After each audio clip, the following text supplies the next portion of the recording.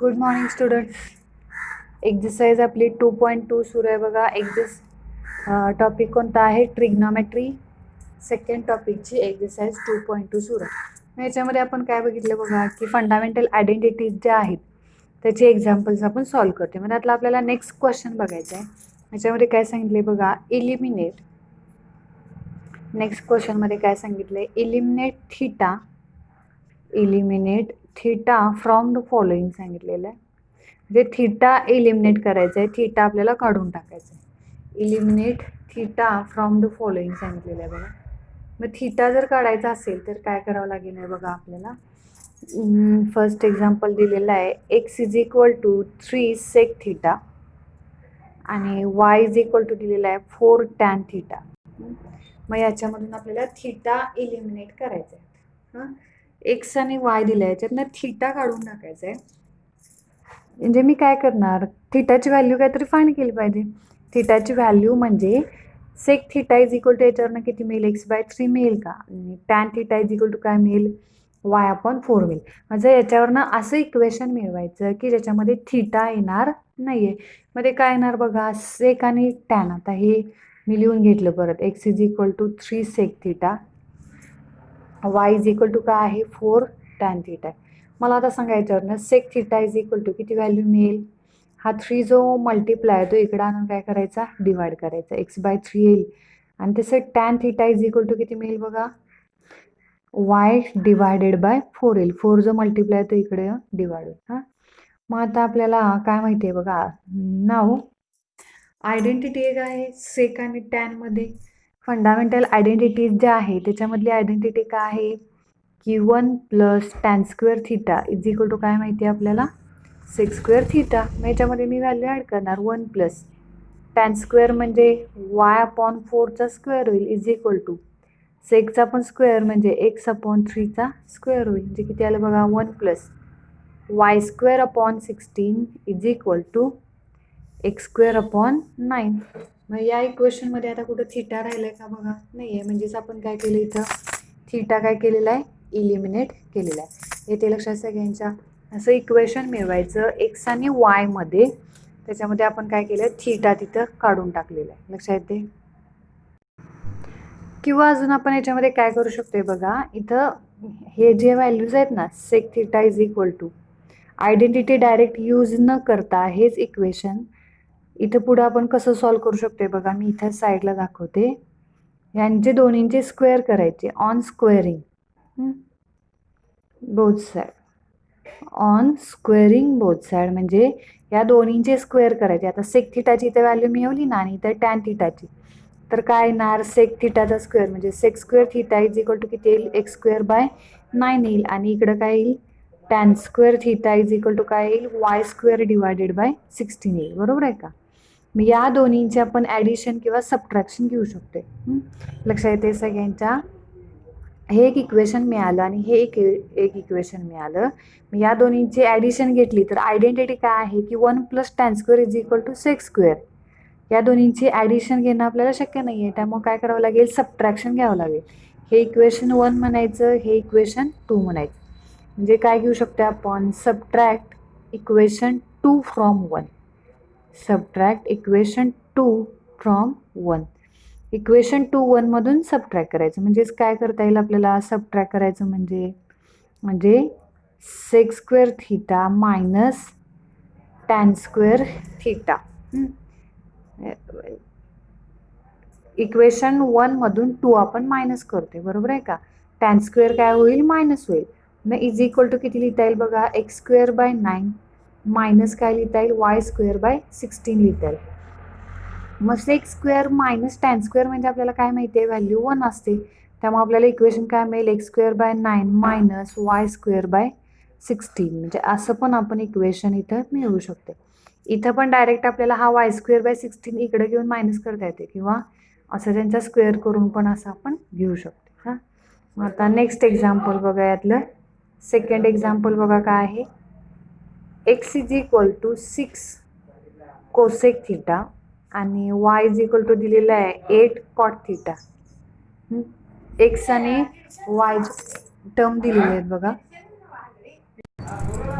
पण सेम मेथडनं आता सॉल्व्ह करायचं. बघा बरं याच्यावरनं काय x is equal to 6 cosec theta दिलाय. मग cosec theta is equal to किती मिळेल बघा, एक्स अपॉन 6 येईल. आणि cot theta is equal to किती येईल बघा, वाय अपॉन 8 येईल. मग आता यांची आपण स्क्वेअर करा, squaring both side. Squaring both साईडचे जर स्क्वेअर केले तर इथं काय होईल, cosec square theta is equal to x square divided by किती येईल, 6चा स्क्वेअर किती 36 येईल. आणि इथं काय येईल, cot square theta is equal to y square divided by 64 येईल. हे इक्वेशन 1 म्हणायचं आणि हे झालं इक्वेशन 2. मग आता आपण काय करू शकतो, subtract equation 2, subtracting equation 2 from 1. Equation 2 from 1, 1 मधून हे 2 सबट्रॅक्ट करायचं. म्हणजे काय येईल बघा, आता 1 मधून 2 जर सबट्रॅक्ट केलं तर बघा काय येईल, लेफ्ट साईड अगोदर मी सबट्रॅक्ट करणार, cosec square theta minus cot square theta is equal to x square by 36 minus y square by 64. मग आता आपल्याला पुढं काय माहिती आहे की cosec square minus cot square म्हणजेच इज इक्वल टू व्हॅल्यू काय असते, 1 असते. X square divided by 36 minus y square divided by 64. ही आयडेंटिटी आहे बरं का, की 1 plus cot square theta is equal to काय असते आयडेंटिटी, कोसेक स्क्वेअर थिटा. त्यामुळे आपण काय केली, त्या दोन्हींचे सबट्रॅक्शनची व्हॅल्यू किती येणार आहे, 1 येणार आहे. कॉट स्क्वेअर इकडे जाऊन काय होते, मायनस होते. लक्षात येते का. मग याच्यामध्ये थिटा राहिला का बघा, नाही आहे. म्हणजे जे इक्वेशन मिळाले याच्यामध्ये आपण काय केलेलं आहे, थिटा इलिमिनेट केलं. लक्षात येते सगळ्यांच्या. आता नेक्स्ट एक्झाम्पल बघा यातलं. नेक्स्ट एक्झाम्पल बघा, थर्ड एक्झाम्पल बघा यातलं काय दिलं आहे, 2x इज इक्वल टू, ते राहू दे, एक्स इज इक्वल टू दिलेला आहे 5 + 6 कोसेक थिटा आणि y इज इक्वल टू दिलेला आहे 3 + 8 कॉट थिटा. जसं आता आपण आयडेंटिटीचा यूज केला तसंच इथं पण करत राहायचं. बघा काय करता येईल इथे. आता याच्यावरनं आता कोसेक थिटाची व्हॅल्यू फाइंड करायची, याच्यावरनं कॉट थिटाची व्हॅल्यू फाइंड करायची. आता हे एक्स इज इक्वल टू दिलेलं आहे 5 + 6 कोसेक थिटा, बरोबर आहे. मग याच्यावरनं आपल्याला आता आधी 6 कोसेक थिटाची व्हॅल्यू मिळवली पाहिजे. 6 कोसेक थिटा याची व्हॅल्यू फाइंड करायची. म्हणजे हा +5 इथे नको आहे आपल्याला, तो इकडे नेऊन काय करावं लागेल, मायनस करावं लागेल. म्हणजे काय येईल, तो x - 5 होईल. आणि तसं इथे बघा आता 8 कॉट थिटा, 8 कॉट थिटाची व्हॅल्यू आपल्याला फाइंड करायची आहे. त्यामुळे +3 आहे, तो इकडं आणून काय करावं लागेल, मायनस करावं लागेल.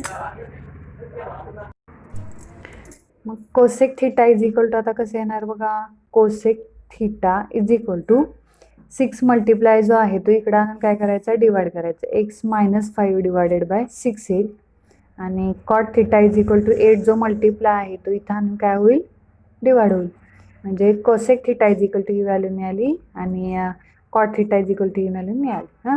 मग आता याचं स्क्वेअरिंग वगैरे करत बसलो तर तरीही चालतं, किंवा मग सबट्रॅक्शन घ्यायचं, किंवा आपण असंही लिहू शकतो, वी नो दॅट. काय नो दॅट सांगा बरं, की आयडेंटिटी माहिती आहे आपल्याला. We know that 1 + cot square theta is equal to काय माहिती आहे आपल्याला, कोसेक स्क्वेअर थिटा माहिती आहे. मग याच्यावरून अजून आपण काय लिहू शकतो, therefore cosec square theta minus cot square theta is equal to 1 असंही आपण लिहू शकतो. मग इथे मी व्हॅल्यू ॲड करणार कोसेक आणि कॉटची. x - 5 divided by 6 bracket square minus कॉटची व्हॅल्यू काय येणार, y - 3 divided by 8 bracket square is equal to 1 येईल. मग बघा आता पुढे हे सिम्पल करत जायचं. कसं येणार हे, x - 5 bracket square divided by 36 येईल मायनस y - 3 bracket square divided by 64 is equal to 1 येईल. बरोबर आहे. मग आता इथं आपल्याला स्क्वेअरिंग बोथ साईड, म्हणजे इथं स्क्वेअर सिम्पल करत न बसता आहे असं ठेवलं तरी चालतंय, पण हा डिनॉमिनेटर जो आहे तो तरी इकडे घेतला पाहिजे. म्हणजे इथे 64 मल्टिप्लाय केलं पाहिजे, इथे 36 मल्टिप्लाय केलं पाहिजे, नंतर या दोन्हींना इकडे घेतलं पाहिजे. किंवा हे आहे असं जरी ठेवलं तरीही चालते, कारण याच्यामधून आपल्याला काय करायचं आहे, फक्त थिटा इलिमिनेट करायचा असते. आणि तो थिटा इथं आहे का लास्ट इक्वेशनमध्ये?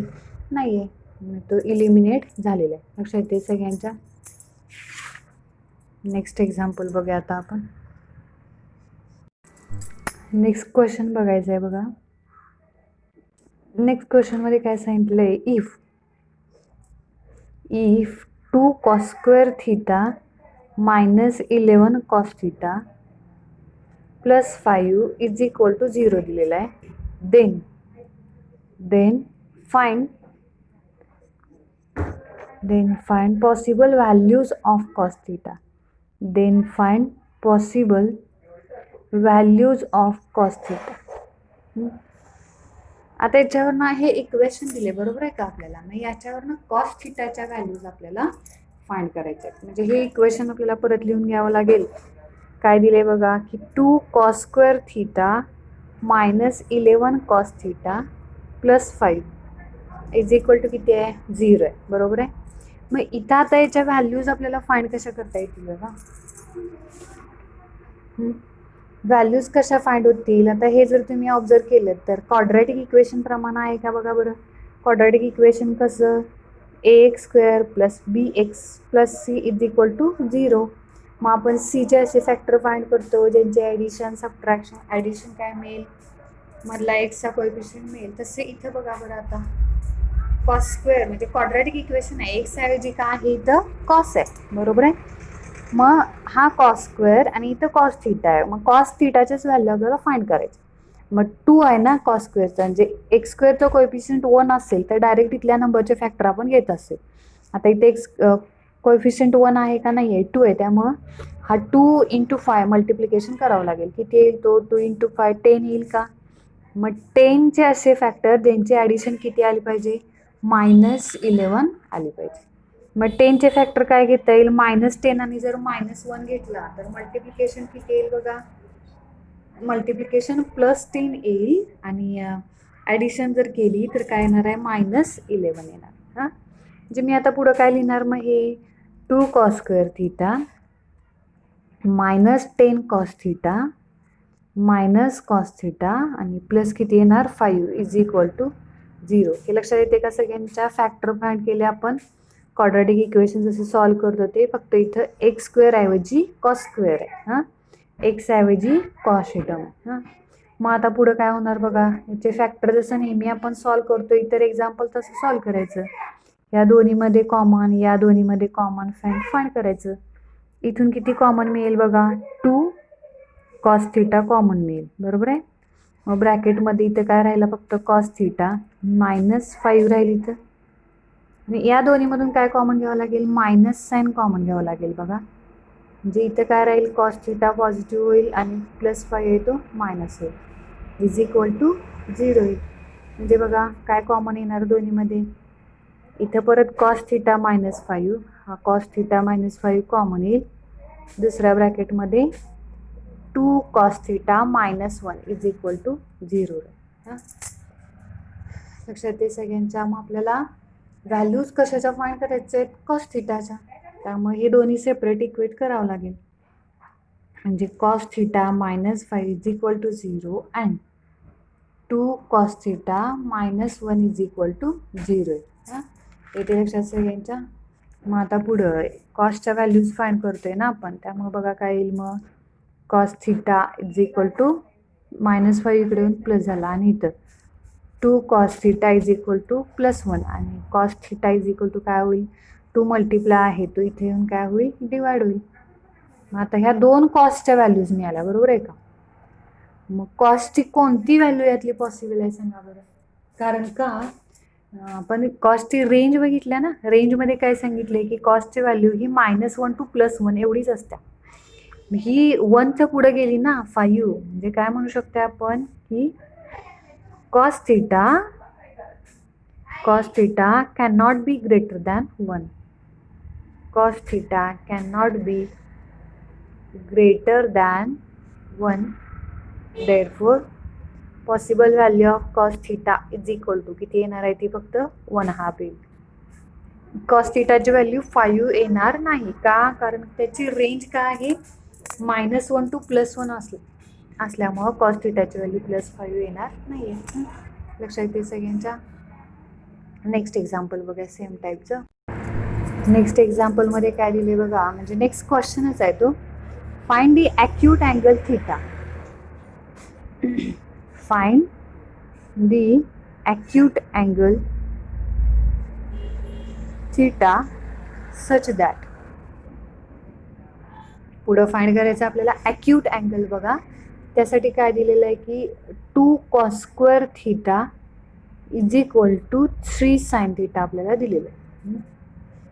आता ॲक्यूट अँगल म्हणजे फक्त थिटाची व्हॅल्यू फाइंड करायची. अगोदरच्या एक्झाम्पल आपण काय केलं, कॉसची व्हॅल्यू फाइंड केली. तसं इथं नाही आहे, थिटाचीच व्हॅल्यू म्हणजे थिटा एक्झॅक्टली अँगल काय असेल तो अँगल आपल्याला फाइंड करायचा आहे. त्यामुळे आता काय करणार बघा मी याच्यामध्ये दिले काय बघा आपल्याला 2 cos square theta is equal to 3 sin theta दिलेला आहे, बरोबर आहे. मग एकतर साइन थिटा किंवा कॉस थिटाची व्हॅल्यू जर मिळाली आपल्याला तर त्याच्यावरनं थिटा आपल्याला फाइंड करता येईल. म्हणजे हे जे इक्वेशन आहे याच्यावरनं एकतर जसे आपण अगोदरच्या एक्झाम्पलला कॉस थिटाची व्हॅल्यू फाइंड केली तशी या एक्झाम्पलला काय करायचं, कशाची व्हॅल्यू पॉसिबल आहे बघायचं. कॉस थिटा किंवा साइन थिटा जरी मिळाला तरी काही प्रॉब्लेम नाही. हां, मग मी आता काय करणार बघा इथं. आता हे इक्वेशन काय आहे इथं 2 cos square theta is equal to 3 sin theta. आता आयडेंटिटी माहिती आहे आपल्याला. कोणती आयडेंटिटी बघा, ही sine square theta plus cos square theta is equal to काय असते 1 असते, बरोबर आहे. मग याच्यावरून आपण cos square theta is equal to काय लिहू शकते 1 - sin स्क्वेअर. म्हणजे हा जो कॉस स्क्वेअर आहे तो मी काय लिहिणार बघा 1 - sin स्क्वेअर थिटा लिहिणार. Cos square theta is equal to 1 - sin square theta is equal to किती आहे 3 sin थिटा, बरोबर आहे. इथं आता 2 न आत मल्टिप्लाय केलं 2 × 1 - 2 sin स्क्वेअर थिटा आणि तिकडचा 3 sin थिटा मी इकडं आणला तो काय होईल -3 sin थिटा होईल आणि इज इक्वल टू राहिले किती बघा 0 राहील.